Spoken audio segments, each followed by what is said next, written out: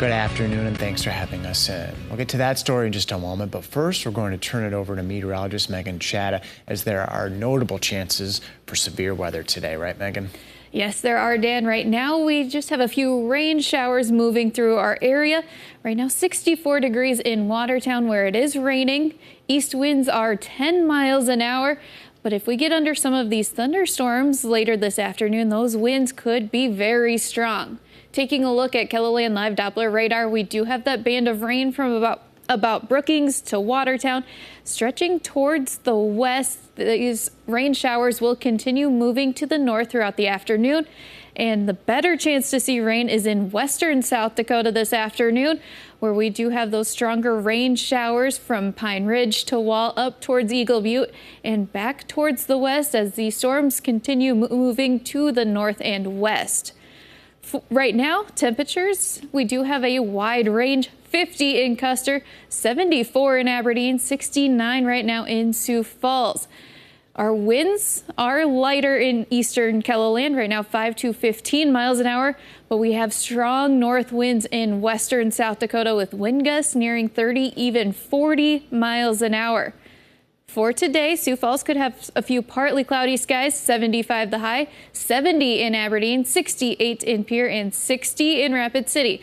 We'll see thunderstorms developing later this afternoon into tonight, where we do have a risk of severe weather for large hail, strong winds. A tornado is not out of the question, but not likely down in the Yankton area.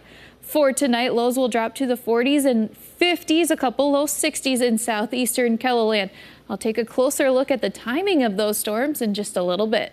Thank you, Megan. Today marks the one-year anniversary of the deadly May 12th derecho. For people who were expecting to land at the Sioux Falls airport as the storm was hitting, the sights from the storm are hard to forget. Amy Herrick sent KELOLAND News these photos the night of the storm. A year later, she says she's never seen anything like it and remembers how she couldn't take her eyes off the dark clouds. This derecho also took the life of Lincoln High School teacher Annie Lanning after a tree fell and trapped her beneath it.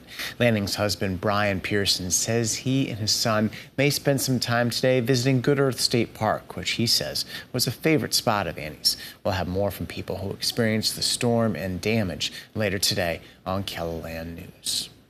Today, the National Center for Missing and Exploited Children released a new age progression picture of Serenity Denard.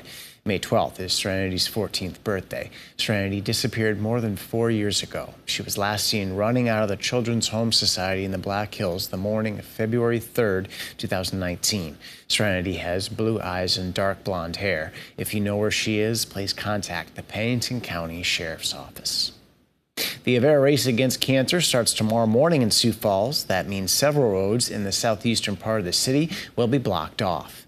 This includes Southeastern Avenue, 41st Street, Bonson Avenue, 33rd Street, and 49th Street. The race is expected to end by 10:30 in the morning. Drivers are asked to use caution in this area during the race and to not drive into closed areas.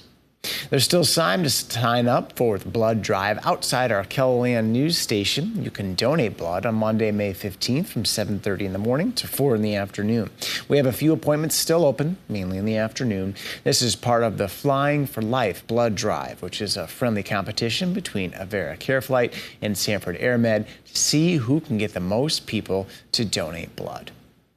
Huset's Speedway in Brandon is set to start its season with its traditional Mother's Day opener. Huset's is offering bigger weekly payouts across all of its classes this summer and the richest prize in World of Outlaws history at this June's High Bank Nationals.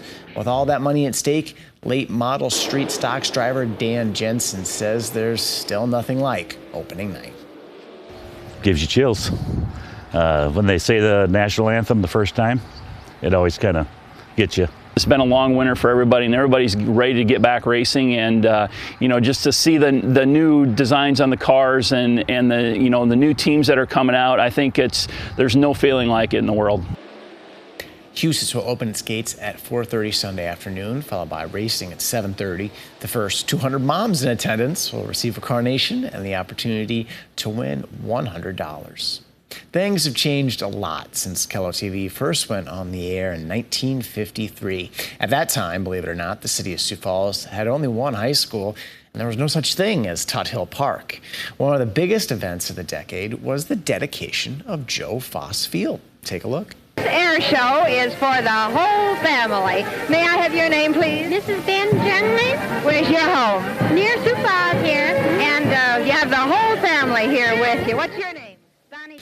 KELOLAND has been your home for news for 70 years. And tonight's Eye on KELOLAND at 10 will kick off a great series of reports looking back at the biggest stories of each decade that we've been on the air.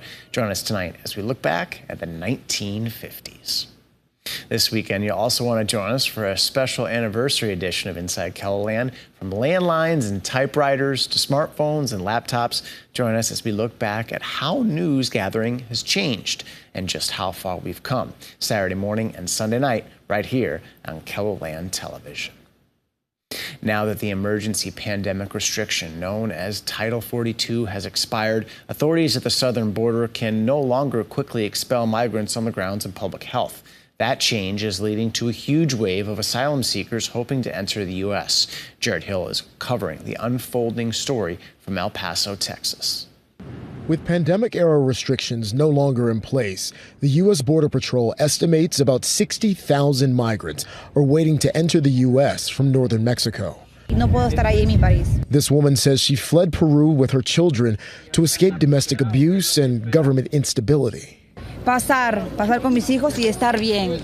U.S. authorities say they will now lean on protocols outlined by the decades-old Title VIII, under which immigrants can be deported from the United States back to their home countries and given a 5-year ban on re-entry unless they express fear of returning and pass an interview. We provide lawful, safe, and orderly pathways for people to come to the United States when they qualify for relief. But Republican Senator Ted Cruz says a travesty is unfolding and is blaming the Biden administration. This is an invasion, and they want the numbers to go up.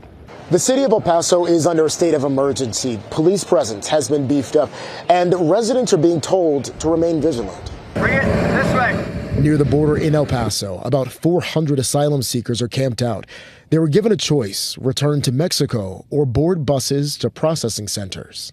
But we're going to prevent any further migrants from joining the group that's already here. Adding to the uncertainty, a federal judge has temporarily blocked a policy of releasing some migrants without notices to appear in court. That was an effort to ease crowding in Border Patrol facilities. The Biden administration is expected to seek an emergency stay on the ruling.